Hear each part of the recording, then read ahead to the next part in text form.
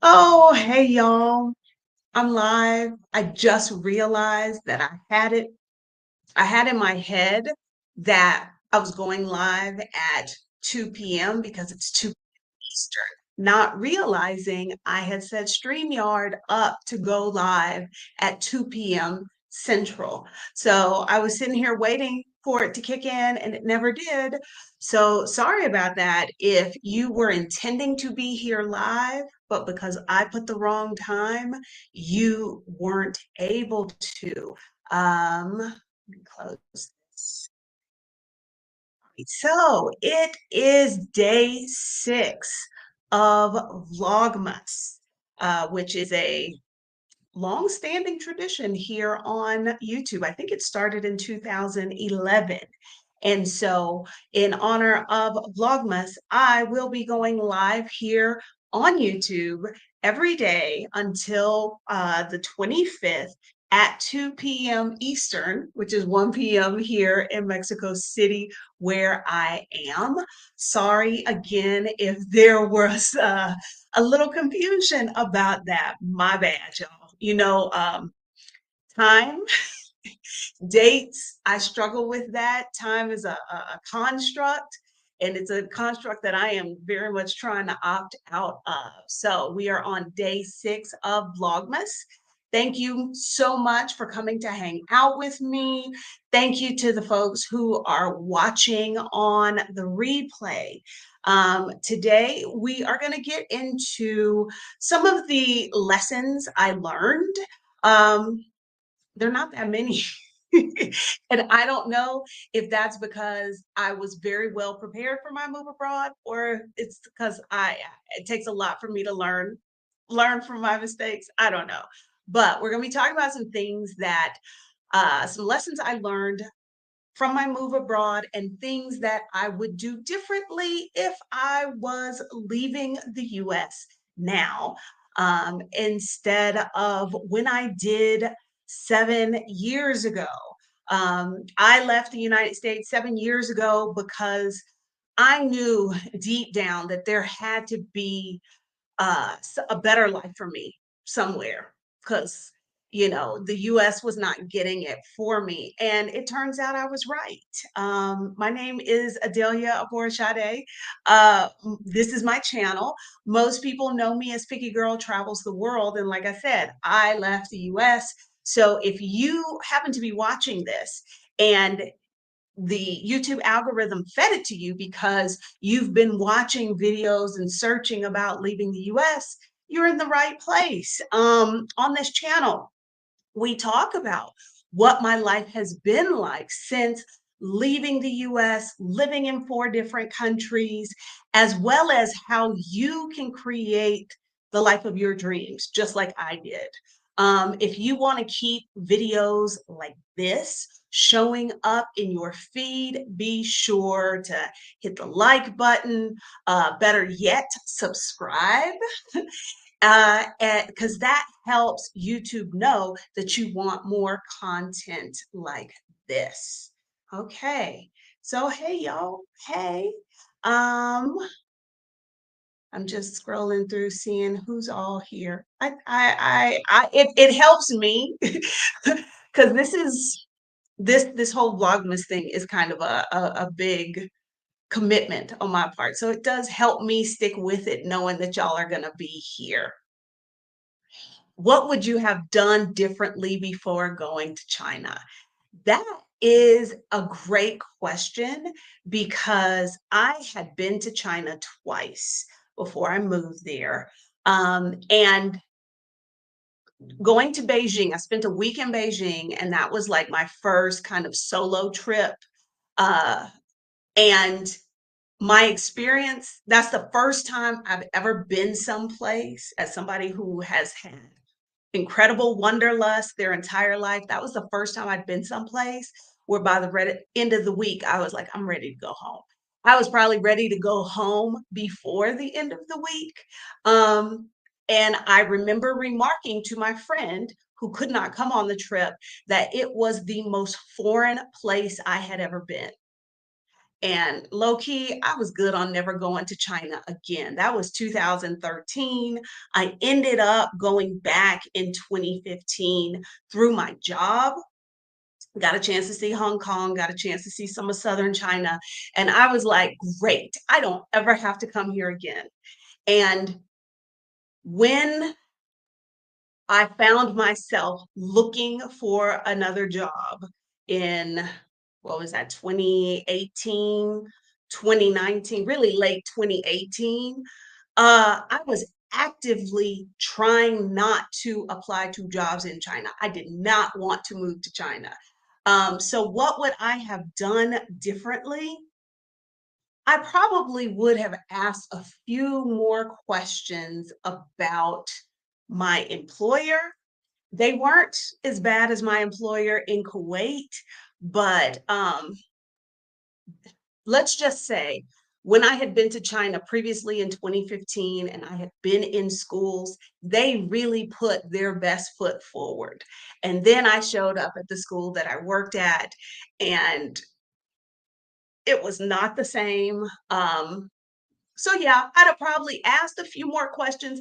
I think I would have still gone to China because my initial contract was only 4 months long, and I was like, I could do 4 months. I could do 4 months standing on my head.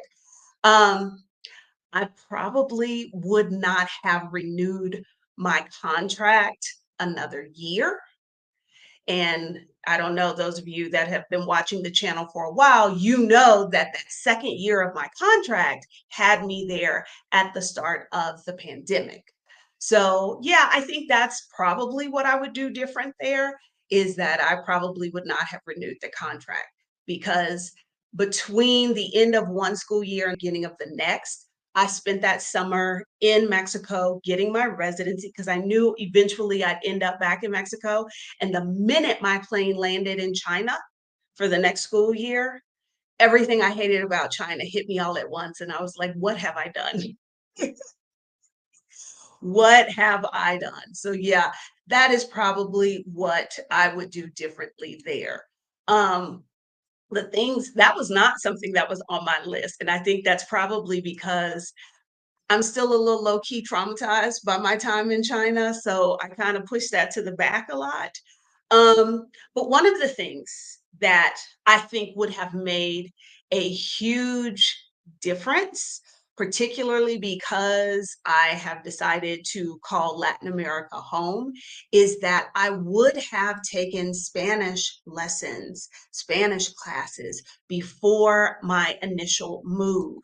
For those of you that are new to the channel, my first move when I left the United States was to Tegucigalpa, Honduras. And I low key was kind of arrogant because I was like, I'm from Texas. I know enough Spanish to get by.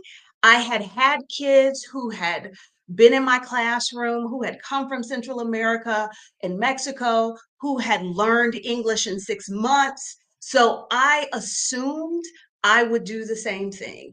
And I could not have been more wrong about that.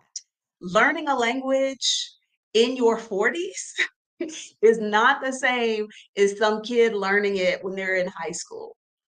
So it would have made, I think, my time in Honduras a little easier to navigate. Maybe I would not still be struggling with my Spanish now had I done more work with the language before I left.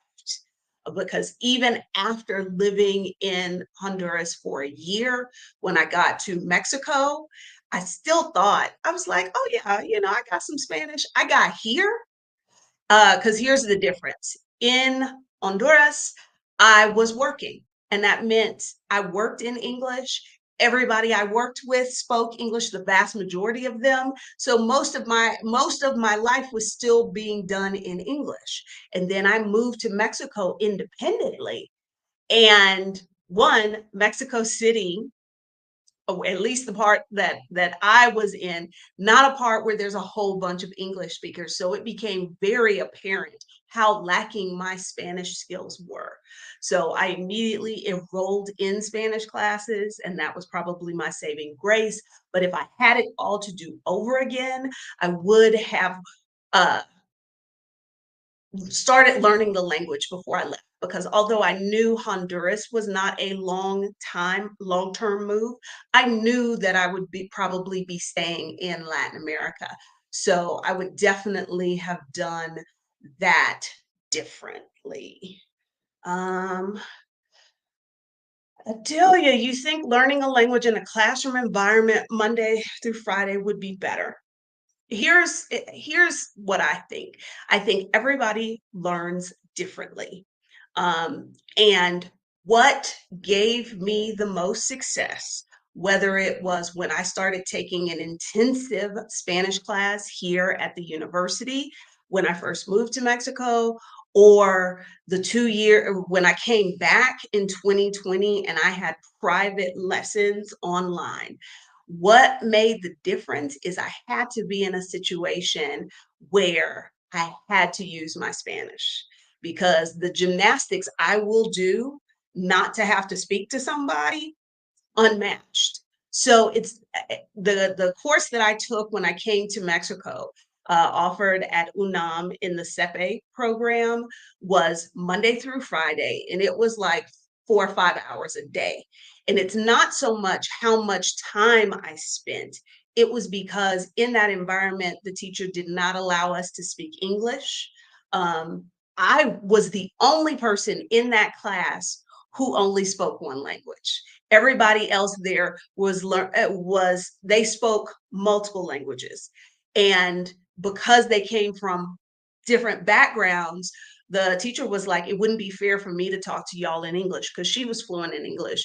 Because, this other guy, he's from Korea.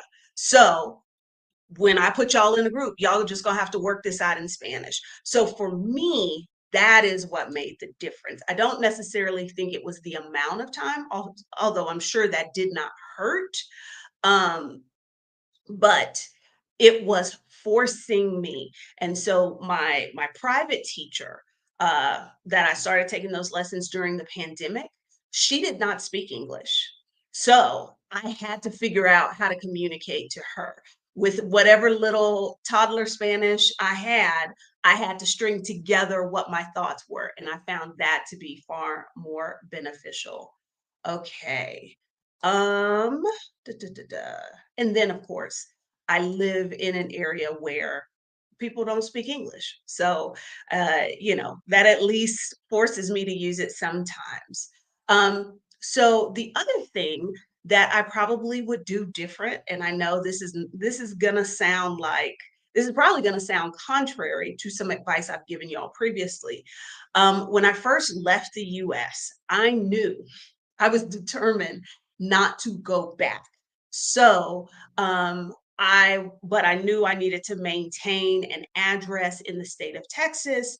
And so I got a mailbox service where I got an address that was I wanted a Texas address, and specifically I wanted one in Houston. And I paid for this service to have my mail was there, and that they would like scan it and send me emails and all that. If I had it all to do over again, knowing what I know, I probably would have skipped that. I think at the time I did not want to infringe on people, but ultimately, um, I didn't get even before the first year was over, I was not getting enough mail to justify the expense of having a virtual mailbox, uh, because I might get one or two things. And then what I found myself doing, things that needed action to be taken on them, is that I would have to pay my mailbox service to mail it to my cousin so she could take action on it. And she was like, well, why don't you just use my address? So if I had that to do over again, uh, I probably would have skipped that because ultimately, it became really useless, at least within the first year. I just don't get enough mail. And the things like tax statements and stuff like that, that's not too much of an uh imposition on my cousin. Uh, Funny, you should ask this question right now, Black women build wealth, because the next thing on my list uh, is related to Mexico. What would you have done differently before moving to Mexico? Well, I mentioned I initially moved from the US to Honduras, and my time in Honduras was cut short. I knew I did not want to return to the US, and so I, started doing my research, got to doing my Googles, and what my time in Honduras did was help me really figure out what it was that I was looking for in a place to live. And so I had narrowed it down to Mexico City and Medellin, Colombia. And I had expected to visit both of them and then decide. Didn't work out that way. I ended up moving to Mexico City. Love at first sight. The thing that I would have done differently is I would have applied for residency before I came. It did not even occur to me to do that. And, like, I think I got seduced by the potential of a long tourist visa, because Mexico allows people from with a US passport to be in the country for up to 180 days. So it wasn't really necessary. I knew I was probably going to be here at least for a year, back and forth within, because I was doing some traveling within the first couple of days, because I had a ticket to come check things out. But because of what had happened with my job, that ticket became, oh, you move into Mexico and you'll just take this week that you're there to start looking at neighborhoods. So it kind of turned into an impromptu scouting trip. Um, and so within a couple of days, I was like, oh, yeah, this is it. I'm going to be here. So what would have made sense was when I left, because I think I went to Essence Fest. I had to go back to the US. And ultimately, I had to go pick up my stuff from Texas because I had dropped it off in between all of my travels. It would have made sense to have made an appointment at a consulate and got my residency, but that did not even occur to me.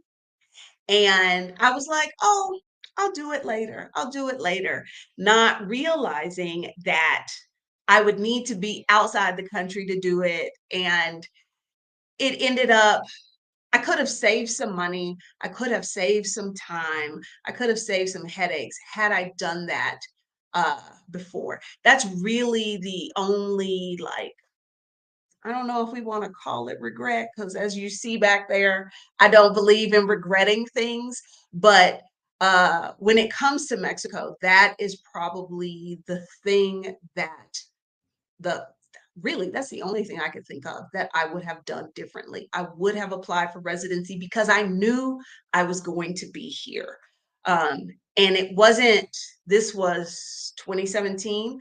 So it really wasn't an issue about, like, the requirements, the financial requirements going up. It was just more of, I could have saved myself some hassle and some time and some money had I done it then. And it just didn't occur to me, which, uh, like, I should have been thinking better about that at the time, but I really wasn't.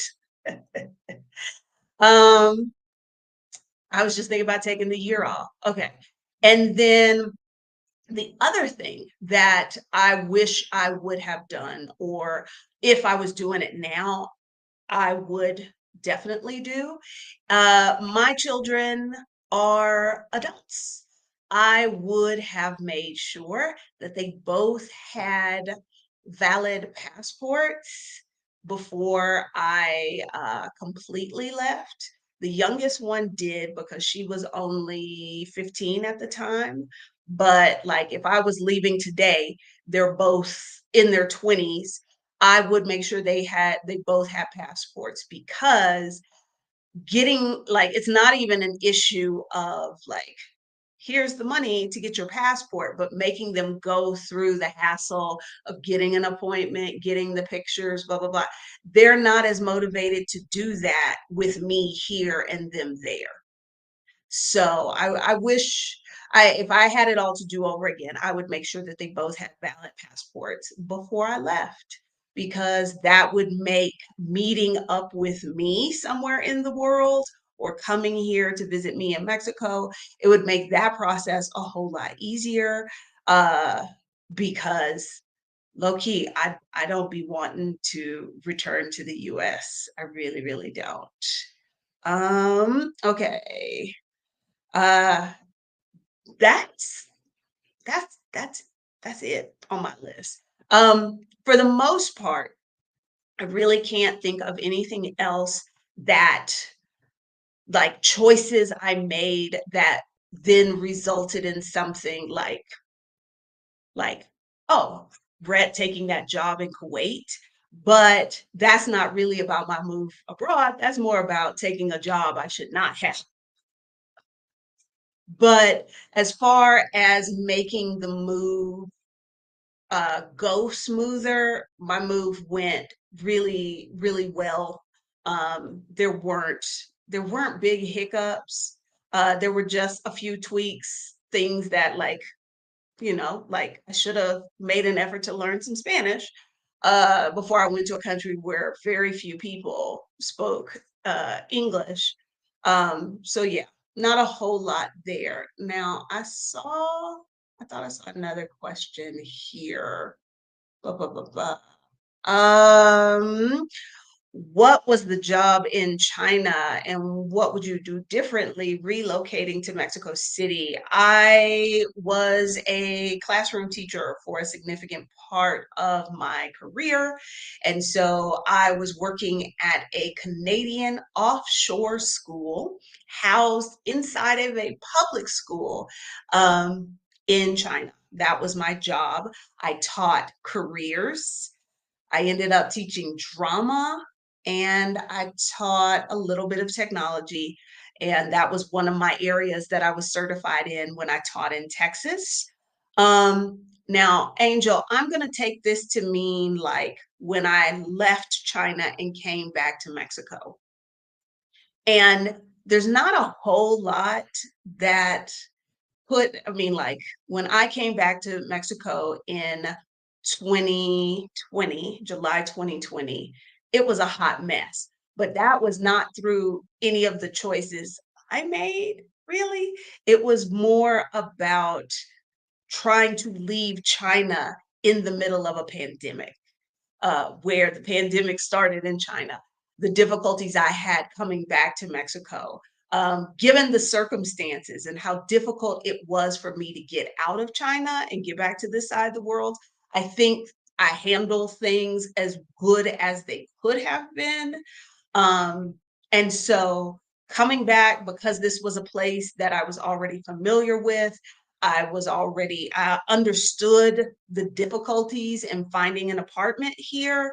So I hit the ground running. Actually, I hit the ground before I ever landed, and was able to find an apartment in a week, which is almost unheard of here. So there weren't a whole lot of things I would change about that other than having to come from China. Um, which country are now leading on your possible second residency? Um, in no particular order, Peru, Colombia, and there's still a couple of European countries hanging in there, like the Netherlands, Sweden, maybe Denmark. Those are the places probably at the top of the list. But honestly, I'm not looking too hard.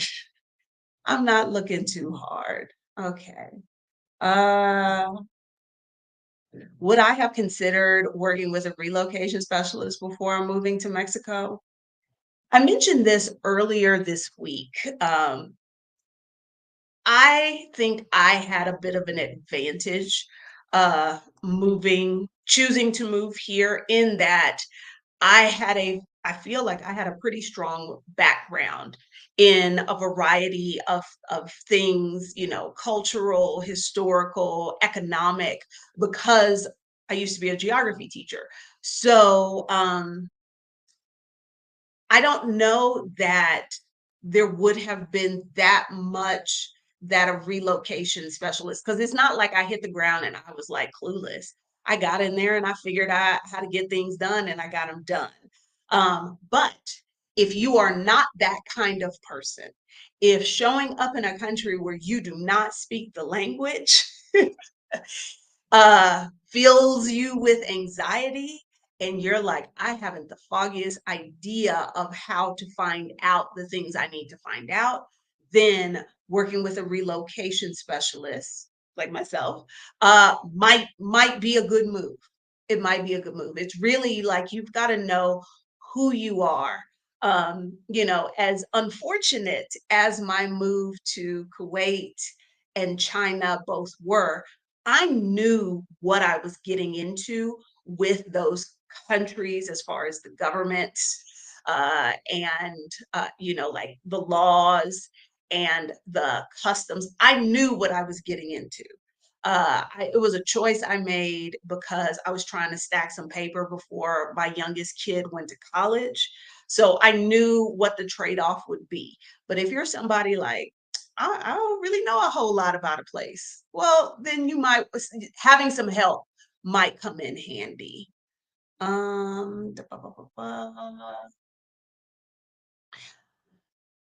Doctor, you know, this is an ongoing saga, me and second residency.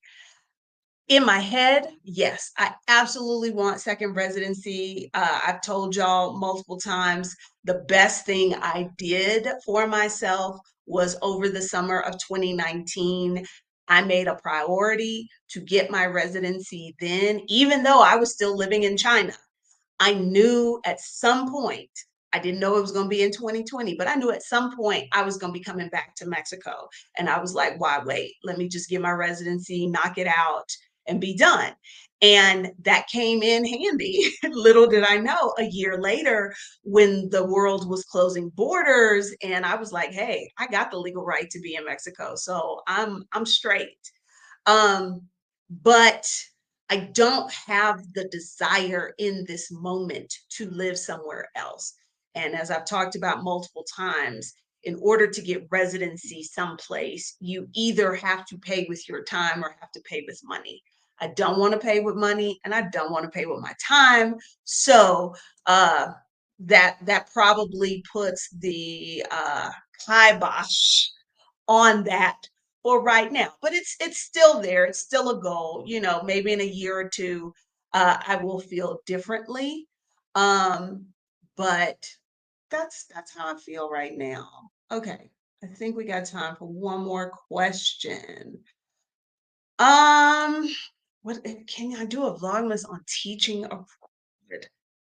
Nobody ever watches the stuff I do on teaching abroad. There are several videos on this channel. Where I talk about that. There is a podcast interview I did with some ladies who taught in other countries, Bahrain, China,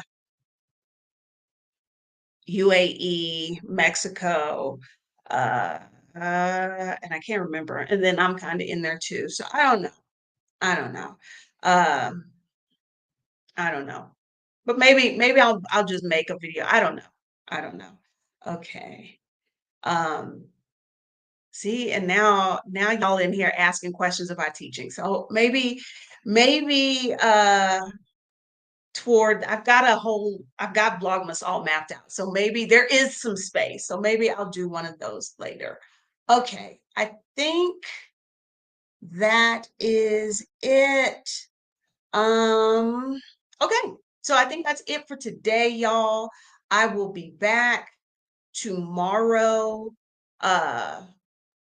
At 2 p.m. Eastern for another Vlogmas video. And I hope to see y'all then.